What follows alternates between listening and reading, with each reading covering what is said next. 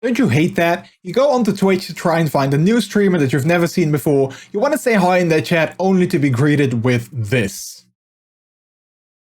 I find that some streamers have follower-only chat turned on, which I'm sure they have good intentions by doing so, however they do definitely restrict themselves and make it a lot harder for new viewers to say something in their chat. Now obviously there are some use cases where follower-only mode might be a good one to enable, for instance when you've just got a hate raid where a lot of people come into your chat saying hateful things, or if you have a lot of trolls spamming your chat with nonsense, spam links or other things that you don't really want, then enabling follower-only mode for a short while is definitely a good thing to do. However, having it on by default might really hurt your growth on Twitch. Because imagine this.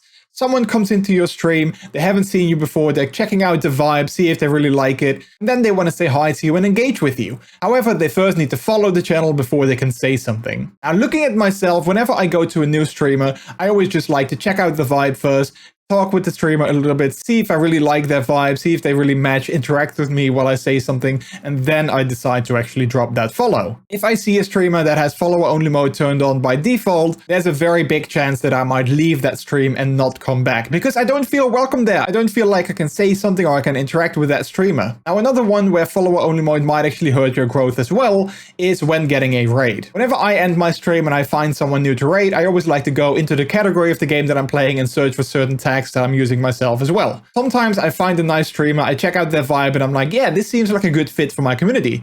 But then I notice that they have follower mode turned on and I decide to not actually raid them because I don't want to force my viewers to first drop a follow to a channel before they can actually say the raid message or even say hi. Now, if you want to protect your channel from hate raids or other harmful things, there are a couple of other things that you can do. One of them is actually built into Twitch itself. Just go to your moderation settings and there you have settings that you can enable for both followers and new chatters. This includes things like email verification or even phone verification to make sure that the accounts that people use to chat with are legitimate and haven't been made very recently just for the sole purpose of spamming. Now, obviously, this is not an airtight method of protection, but it does add a little bit of extra security to your stream. Another one that I always recommend to people is using a bot. And one of the best bots out there on Twitch is Sery Bot. Sery Bot is completely automated. It sits in your channel whenever you go live, and it actually catches hate raids, but also harmful followers that might follow your channel. It instantly blocks and bans them, and you don't have to worry about them ever again. This is especially useful when you get hate raided or follow botted,